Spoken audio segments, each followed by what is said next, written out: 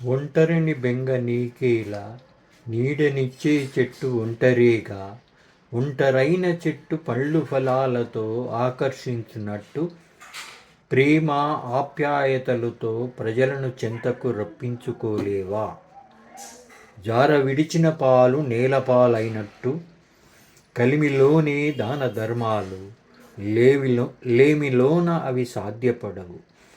చెట్టు మీద పండు నేలపై రాలినట్టు, మృత్యువన్నది నిన్ను ముంచక మానదు. తెలుసుకోరా నరుడ, తొందర పడురా మానవుడా, నీటి బుడుగరా జీవితమన్నది. పాప పుణ్యములు మోక్షదాతలు, కలిమిలేములు జ్ఞాన దీపికలు. ఆచరించువారు జ్ఞానులు, తత్వమెరిగిన వారు సన్యాసులు. శూన్యమైన ఆకాశములో చుక్కలు లెక్కించగలమా? విశాలమైన భూభాగోగంలో ప్రాణులెన్నో గుర్తించగలమా? సృష్టి లీలలే ఎరుగని మనము సృష్టికర్తను శోధించుటయా?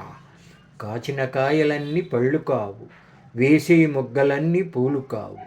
చీకటి వెలుగుల జీవితములో చెడు నుండి గుణపాఠం నేర్చుకో, మంచి నుండి మంచి గ్రహించుకో. ధరించిన పాదరక్షలే ఎండలో రక్షించు, వానలో బురదజల్లు. సమయానుసారం నడుచుకో, తెలివిగా మసులుకో.